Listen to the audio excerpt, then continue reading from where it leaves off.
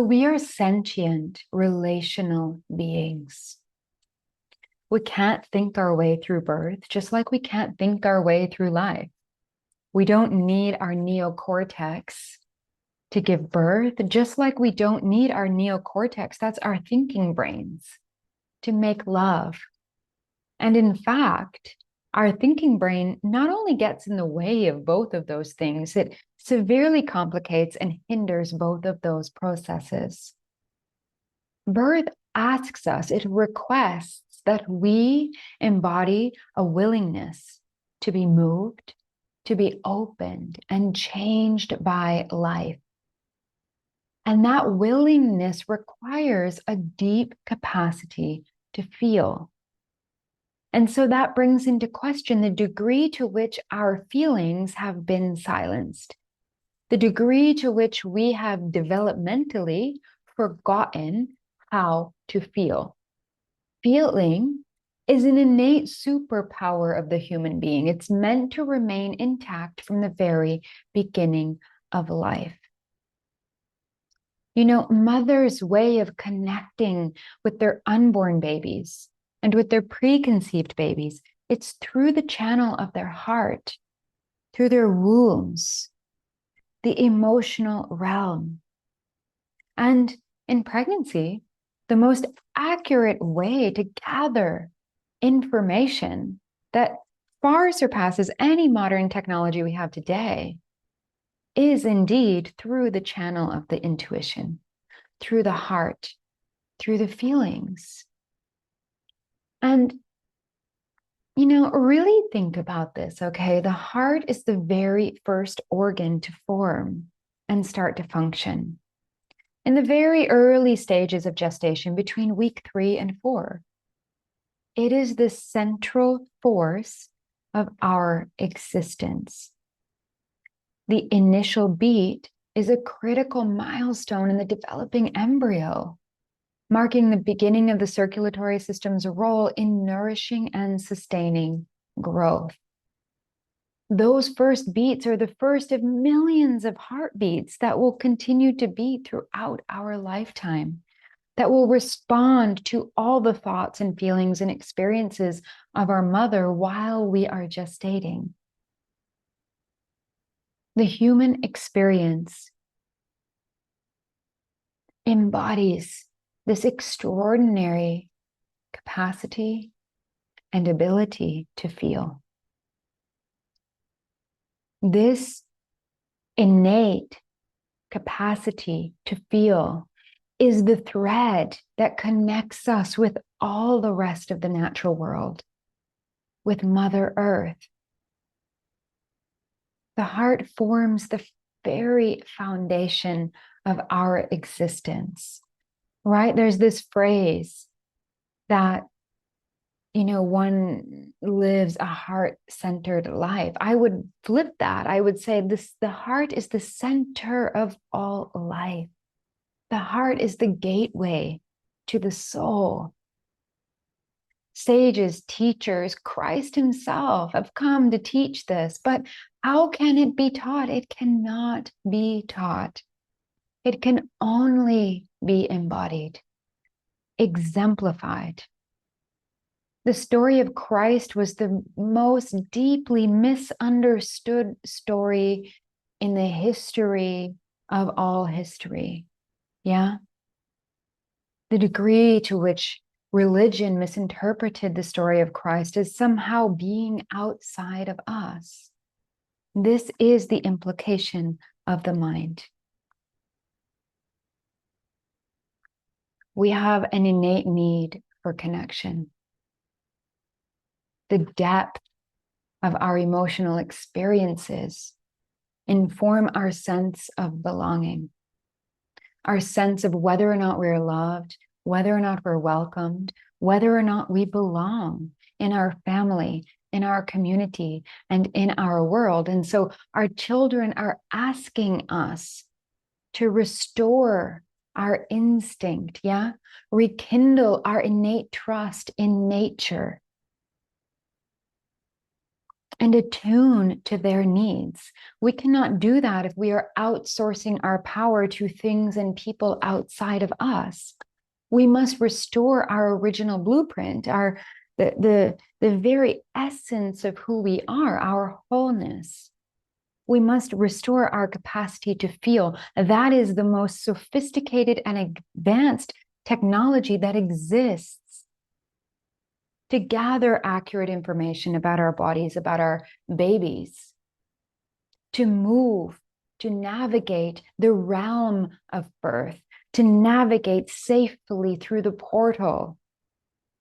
And anything and everything that comes up, all the ways that you navigate, all the ways that you self-resource, imprint you as a mother, your partner as a father, you both, the entity that is you both, to be parents, absolutely your child lifelong. But all of the ways that you navigate have the power, hold within it this extraordinary, unprecedented opportunity to imprint your lifetime as a family. It means that birth is already happening. Birth is the way that you navigate change and transition. It's the way you wake up and move through your day and go to bed. It's the way that you make love. It's the way that you drop into your body and feel your way through life. Birth is already happening. But this magnificent event that is birth, the orgasm of pregnancy, that holds a special power. It holds the power to imprint your life from that moment forward and the life of your whole family system. It has the power to imprint your family with an ability to meet all of life's challenges with exceptional confidence, with unconditional love, with ease, with grace. Yes, you need to be able to handle all kinds of things at once. You will continue to grow an entire human being if you're pregnant, no matter what's going on in the world. You'll continue to nurture children even when the car breaks down, dad gets deported, all the things, economical upheavals, all the rest. You will need a capacity to be present, to navigate, to meet life as it happens. And pregnancy and birth provide this exceptional, unprecedented, unparalleled, it's a once in a lifetime opportunity to actually imprint, that is, to positively program the way in which you will conduct family life from that moment forward.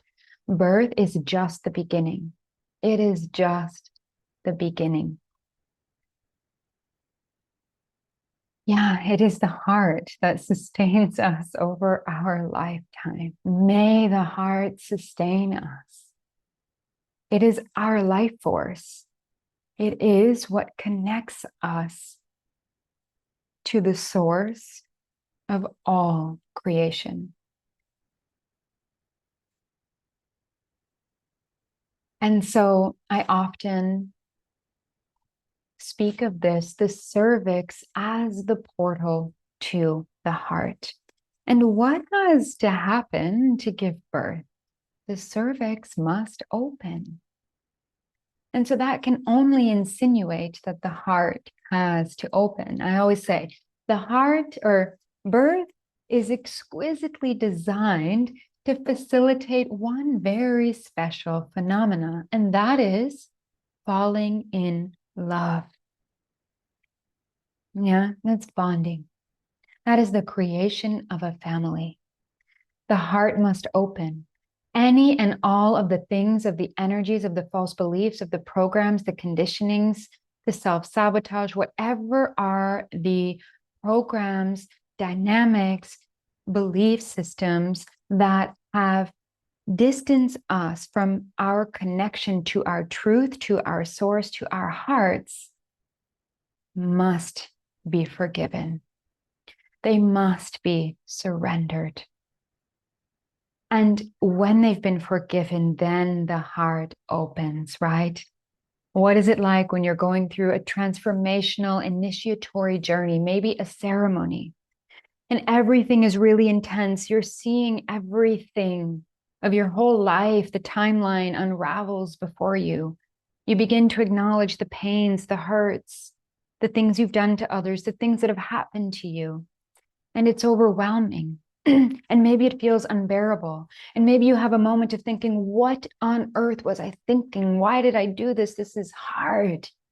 But the moment you forgive yourself or other, it is then that the floodgates open. It is then that you merge with oneness. And that is where birth happens. And so if we're talking about prenatal care, we need to be talking about what helps you to open your heart. Yeah. What experiences help a woman's true sensual nature come fully alive? Gentlemen, you should know this. What makes her feel beautiful, sensual, powerful, open, soft, supple, ripe? And so that is what this picture depicts, yeah? Surrounded in beauty. We know this. We know that pregnant women should be seeing only beautiful things, hearing only beautiful sounds, beautiful music, beautiful conversations. She shouldn't be exposed to violence, aggression, confrontation. Yeah? She should see beautiful sights. She should do the things that awaken her joy, her innate original joy. Be in nature. And let me say this, if you're looking anywhere but in nature for birth wisdom, you will complicate things. That is where birth complications come from. So let me ask you, what makes you soften? What makes you open to life and embrace its uncertainty? When we start to talk about birth, we need to go through an entire language lesson, right? Unlearning all the language that has for so long, the last 200 years, been associated with birth, like delivery. No, we deliver mail, we deliver pizza, we do not deliver babies, okay? And we can change the word fear to uncertainty. It's uncertain. All of life is uncertain. So let me ask you, what makes you feel safe? What makes you feel beautiful, held? Bring that feeling into your being right now, the feeling of being held. Held by life, held by Mother Earth. Let her emerge. What makes you feel powerful beyond measure? That is what you surround yourself with. That is your prenatal care. Make a list. What makes me feel safe? What makes me feel held? What makes me feel beautiful and powerful? And then take that and make your plan that you will need to let go of for birth. Birth where you would make love. Yeah. Invite only people into your vicinity that you would have present in your home whilst you and your partner make love, because birth is indeed a celebration of love. And when all the sensuality that is innate in birth is protected, is allowed to remain intact, when you surround yourself only with people who revere you for your power, for your courage to create life, everything changes. Everything changes.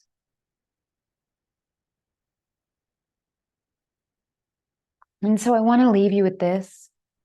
A very, very good friend of mine who went through a near-death experience last year and was in between life and death for many days.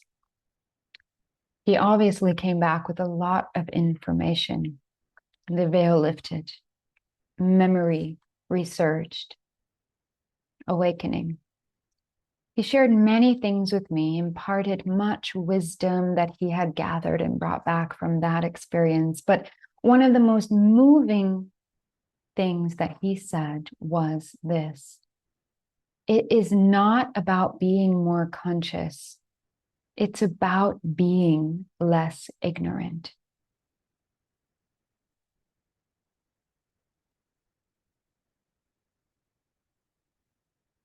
It's not about being more conscious. It's about being less ignorant. Let that in. Because even the most breakthrough, conscious models of pregnancy and birth and postpartum and all the rest are distancing us, largely distancing us even further from our bodies, from our instinct, from our hearts. Birth naturally emerges from the heart. All creation naturally, ask any artist you know, all creation emerges from the deepest dimensions of the heart.